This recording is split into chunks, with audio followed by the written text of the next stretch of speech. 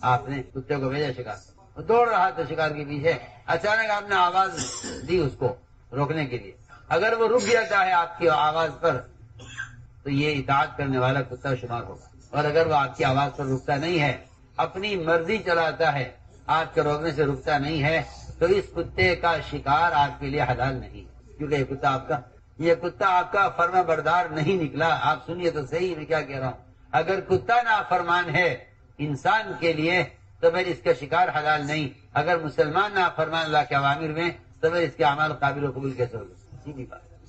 یہ ہیں مثالیں حال کے امر کو پورا کرنے کی۔ حضور اکرم صلی اللہ علیہ وسلم نے ایک صحابی کا امتحان لیا، ایسے صحابی جو پورے مدینہ منورہ میں اپنے باپ کی سب سے زیادہ خدمت کرنے والے، اپنے باپ کے ساتھ صلہ رحمی کرنے والے، سب سے زیادہ اپنے باپ سے محبت کرنے والے تھے وہ تمام صحابہ۔ آپ نے اچانک ان کو پکڑا، اچانک، اے بھائی آؤ، کیا بات کہ جاؤ اپنے باپ کا سر کاٹ کر لا، جاؤ اپنے باپ کا، اتنا فرمایا صرف، جاؤ اپنے باپ کا سر کاٹ۔ کیا غلطی ہے، کیا جرم ہے، کیا وجہ ہے؟ کچھ نہیں، فرمایا جاؤ باپ کا سر کاٹ کر۔ یہ صحابی دوڑے فوراً دور چلے گئے، ہاں یہاں کہا جا رہے ہیں، آپ کا حکم ہے میں باپ کا سر لے کر آتا ہوں، آپ کا حکم ہے نا، میں تو نہیں آپ سے پوچھوں گا کہ کیا وجہ ہے۔ اللہ، اگر ابراہیم علیہ السلام اللہ کے امر کی وجہ سے اسماعیل کو ذبح کر رہے اور وہ تیار ہیں، محمد صلی اللہ علیہ وسلم کا ایک امتی ایسا ہے کہ اگر نبی کا حکم اس کے اپنے باپ کے سر لانے کا ہے تو وہ پوچھے گا نہیں، نبی سے پوچھے گا نہیں کہ کیا وجہ ہے، جس سے نبی اللہ سے نہیں پوچھ رہے کہ بیٹے کو ذبح کرنے کی کیا وجہ ہے۔ وہ تو معصوم ہے، بالکل بچہ تو معصوم ہے، بڑے آدمی سے تو کوئی غلطی ہو بھی سکتی ہے، انہوں نے بھی نہیں پوچھا کہ یا رسول اللہ کیا وجہ ہے، کیا میرے باپ کا سر منگوا رہے ہیں، بتائیے میں لے آؤں گا، مجھے وجہ بتا دیجیے۔ اس زمانے کا مسلمان دین کے احکام کی وجہ معلوم کرنا چاہتا ہے کہ یہ حکم کس وجہ سے ہے، اس کی کیا ضرورت ہے۔ اور آپ غور کر لیجئے کہ ایک صحابی کو سے آپ فرمائیں باپ کا سر لے کر آؤ، وہ دوڑے، میں کہاں جا رہے کیا آپ کا حکم ہے، میں تو پوچھوں گا نہیں کہ کیا وجہ ہے، فرمایا نہیں، ہاں آؤ، ہم دیکھنا چاہتے تھے کہ تمہیں باپ سے محبت زیادہ ہے یا ہم سے محبت زیادہ ہے۔ آپ کیا جذبہ، کتنی فطری محبت باپ سے فطری محبت ہے، مگر ہم امتحان لیں گے کہ آپ کو محبت ہم سے زیادہ ہے یا باپ سے زیادہ ہے۔ تو میں نے عرض کیا کہ حال کا امر اچانک آئے گا، ہم دیکھیں گے کہ آپ حال کے امر کو پورا کرتے ہیں۔ احد کا موقع تھا، آپ نے فرمایا صحابہ اکرام سے کہ دیکھو تم 50 آدمیوں کو اس پہاڑ پر رہنا ہے، یہاں سے ہٹنا نہیں، یہ حال کا امر ہے۔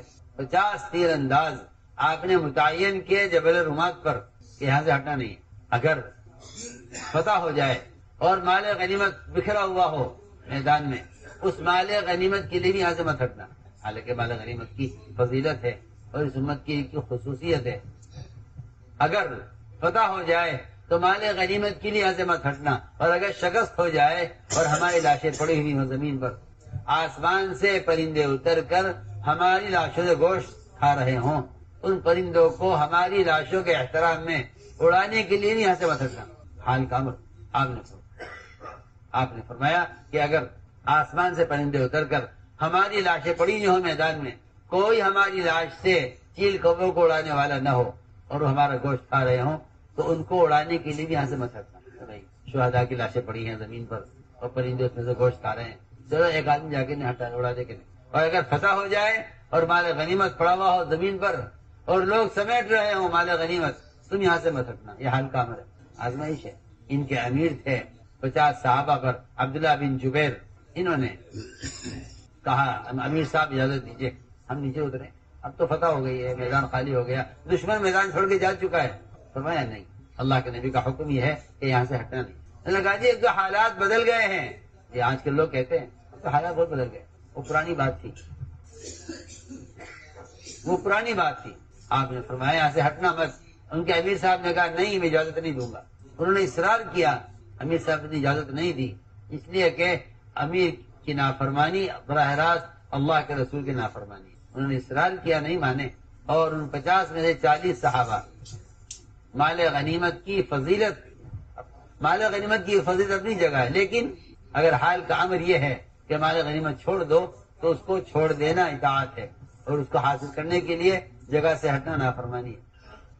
50 جیسے 40 صحابہ نیچے اترے، ادھر دشمن نے دیکھا کہ یہ گھاٹی خالی ہو رہی ہے اور یہاں کے لوگ ہٹ گئے ہیں، راستہ کھل گیا ہے، انہوں نے پلٹ کر حملہ کیا اور سارا میدان احد واپس گیا مشرکین کے ہاتھوں میں، اور سخت حالات ہے مسلمانوں پر اور زخم سب کو آئے۔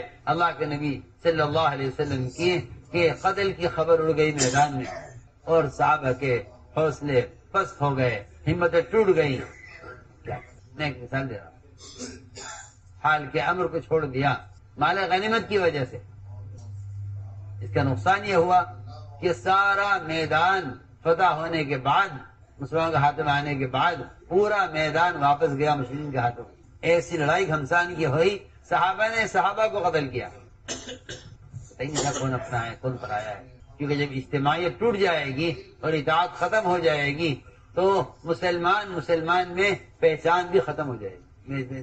اس واقعے سے ایک صحابی کو قتل کیا، ایک صحابی پیچھے ان کے بیٹے چیخ رہے حضرت حذیفہ کہ میرے والد ہیں یبان کو قتل نہ کرو، یہ تو صحابی ہیں، کچھ نہیں سنا، پتہ ہی نہیں کون ہے یہ کہ جب مسلمان اور کفار آپس میں مل گئے تو کسی کو پتہ نہیں تھا کون غیر کون اپنا۔ جہاں اطاعت نہیں رہے گی وہاں اجتماعیت نہیں رہے گی، جہاں اجتماعیت نہیں رہے گی وہاں مسلمان کی پہچان ختم ہو جائے گی۔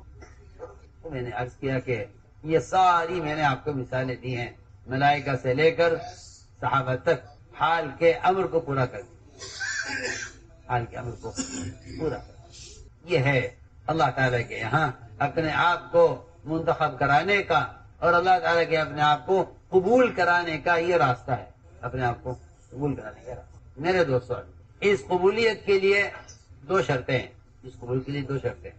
ایک شرط تو صبر کی ہے کہ آدمی صبر کرے، کیا کرے؟ صبر کرے۔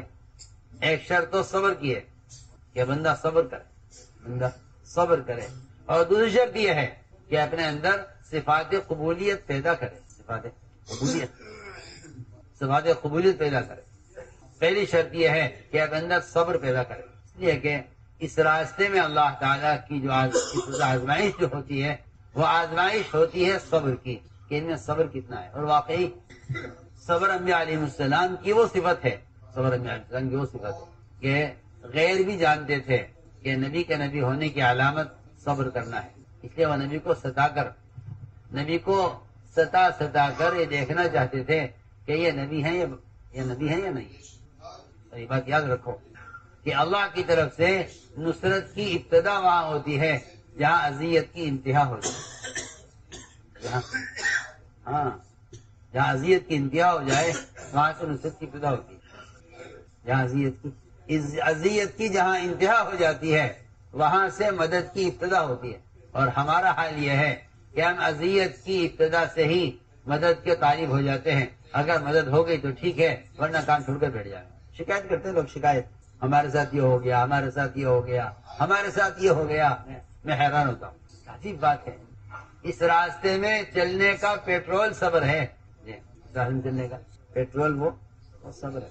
جس کا صبر ختم ہو جائے گا اس کا سفر ختم ہو جائے گا۔ میرا یہ مشاہدہ ہے، جس کا ختم ہو جائے گا صبر ختم ہو جائے گا نا، اس کا اس راستے کا سفر ختم ہو جائے گا، میدان چھوڑ دے گا۔ آپ دیکھ لیجئے، جو گاڑی روڈ پر بند ہو جاتی ہے اس کو روڈ سے ہٹا دیا جاتا ہے ایک طرف، کہ آپ دوسری گاڑی کی رکاوٹ نہ بنیے، آپ ایک طرف بنیے۔ جو گاڑی روڈ پر بند ہو جاتی ہے اس کو دھکا دے کر راستے سے ہٹایا جاتا ہے۔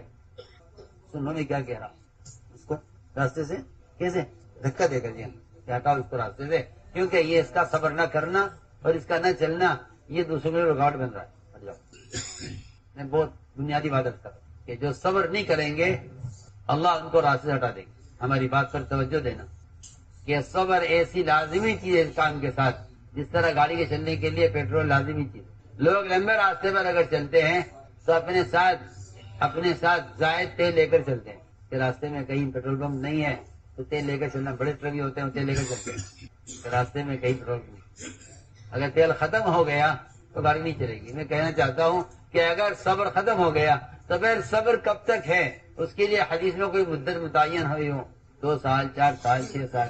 ابو ذر غفاری رضی اللہ تعالیٰ عنہ سوئے ہوئے تھے مسجد میں، آپ نے اٹھا کر پوچھا ابو ذر مسجد کیوں سو رہے ہو؟ آج کیا میرا کوئی گھر نہیں ہے، مسجد میں کہ میں نے کوئی گھر نہیں بنایا. تو میں اے ابو ذر تمہیں مدینے والے مدینے سے نکالیں گے، تم کیا کرو گے؟ کہ ملک شام چلا جاؤں گا. ملک شام سے نکالیں گے پھر کیا کرو گے؟ کہ مدینے میں آ جاؤں گا واپس. مایا مدینے سے تمہیں پھر نکالے جائے گا پھر کیا کرو گے؟ کہ جب مجھے یہاں کے عمرا ستائیں گے زیادہ تو اب میں تلوار لے کر ان کا مقابلہ کروں گا. تو میں نہیں ابو ذر، در گزر کرتے رہنا اور معاف کرتے رہنا اور صبر کرتے رہنا یہاں تک کہ میری تمہاری ملاقات حوض کوثر پر ہو جائے. کہاں تک صبر؟ جی ہاں، حوض کوثر تک صبر.